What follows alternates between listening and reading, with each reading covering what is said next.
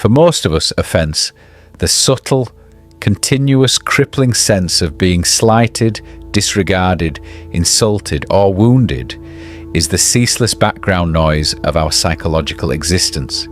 It is the core of our misery, the very violence the mind inflicts upon itself, day after day. If this central activity of taking offence were to cease, what kind of life would remain? It would not be a minor adjustment in your personality. It would be a radical, fundamental revolution in the very structure of your consciousness. We must inquire, not to learn a clever technique for avoiding offence, but to understand fundamentally, who is it that gets offended? Who is this entity that recoils in pain and anger when the world does not conform to its demands? The change spoken of is not a simple shift in mood. It is the ending of the accumulated self, the utter dissolution of the fortress built by thought and memory, which we desperately call me. Let us inquire together with relentless honesty into these 7 poisons that bind you to the wheel of sorrow. Don't forget to leave us a like, subscribe for more content, and tell us in the comments, what topic would you most like to see us cover next?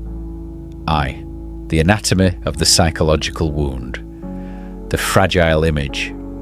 Let us dissect the precise moment of injury. An insult is delivered. A harsh, untrue word is spoken. Your reputation is challenged. A person you rely upon treats you with indifference. This is the fact, the external, observable event. The insult itself is merely a sound, a vibration in the air, a physical event. That sound, that vibration, cannot physically penetrate your brain and cause psychological pain, can it? No.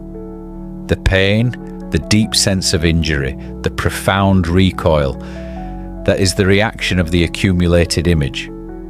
The thing that gets offended is the carefully constructed, time-bound image that you have of yourself.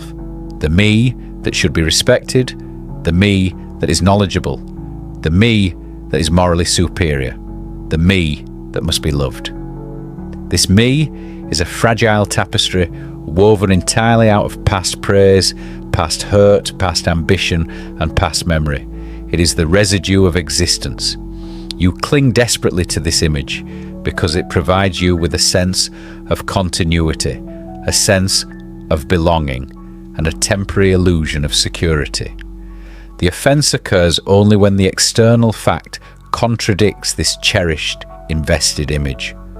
We are the history of mankind, and this history, this book, which is ourselves, as mentioned in the earlier inquiry, is filled with pages of unexamined wounds. We never truly read that book. We read a page here, skip a chapter there, and we leave the residue of old, festering pain uninvestigated. The external insult merely presses violently upon that unhealed psychological bruise.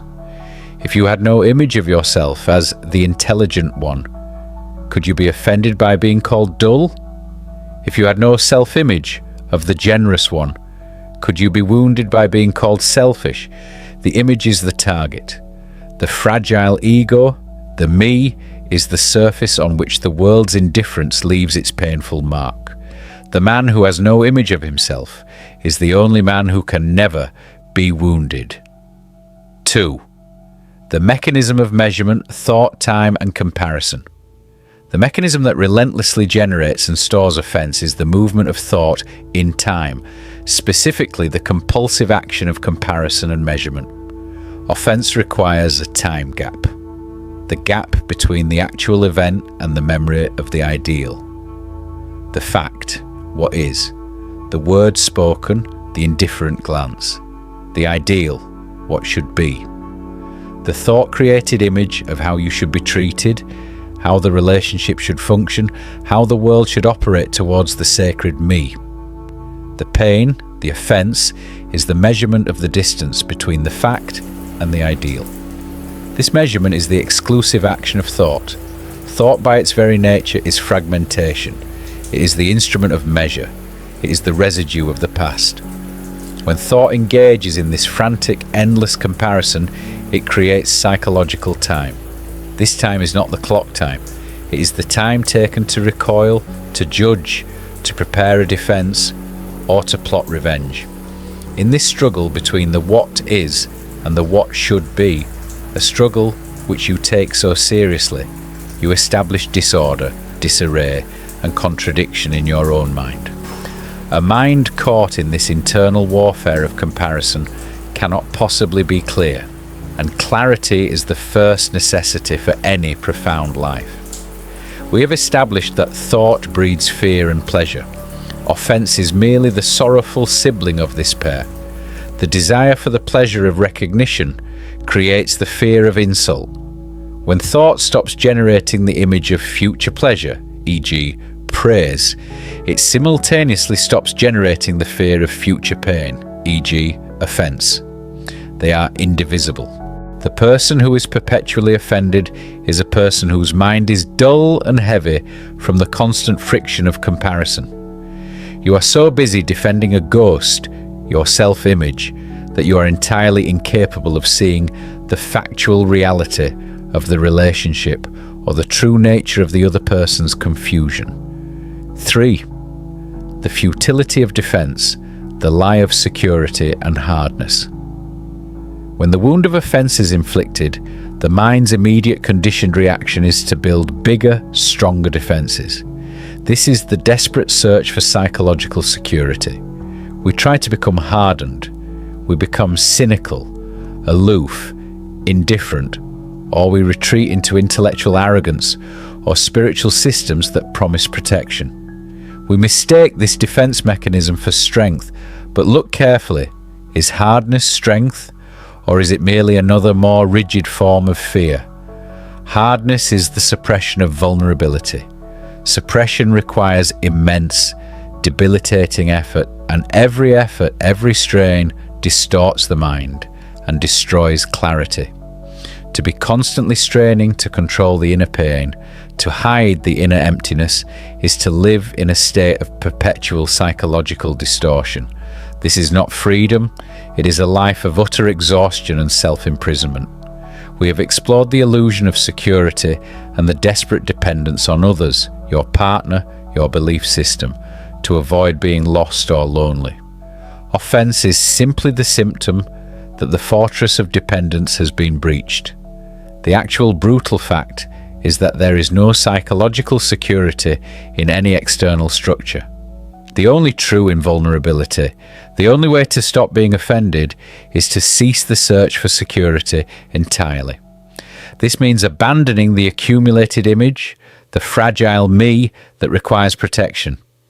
The mind that has no image of itself, no accumulated memory of praise or insult, has nothing to defend.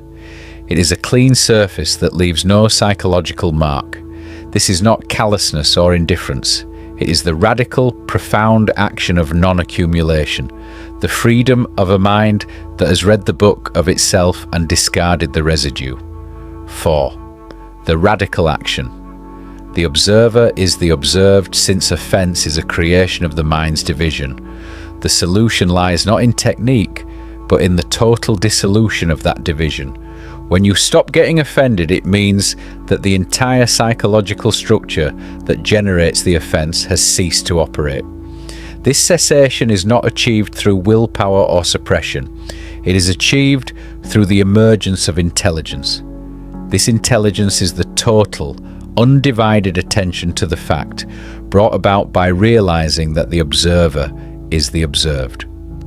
When an insult is spoken, can you look at the feeling of being offended, at the recoil, at the sudden surge of self-pity or anger, without the intervention of thought, without the past memory of being wounded, without the future fear of losing status?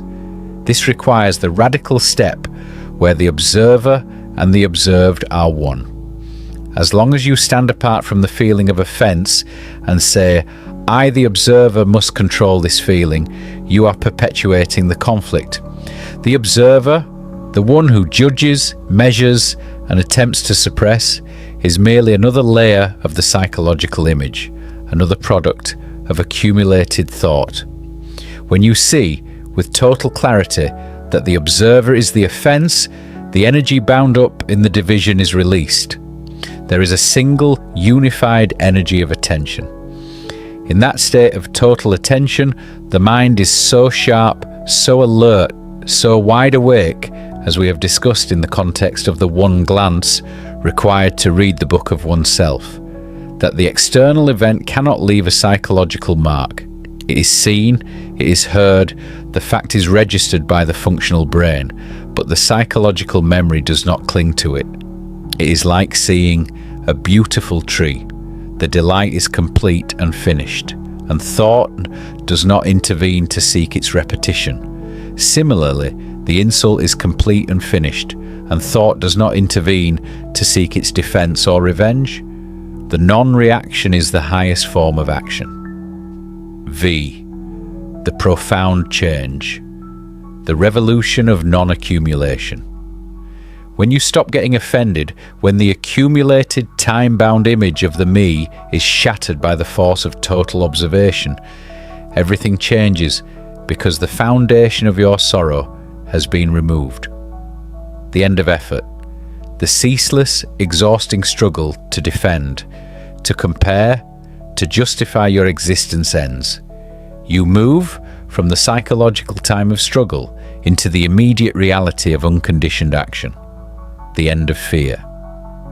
Since offence is merely the surface manifestation of the deeper fear of being diminished, or of not surviving psychologically, the end of offence is the beginning of true psychological freedom, the end of authority.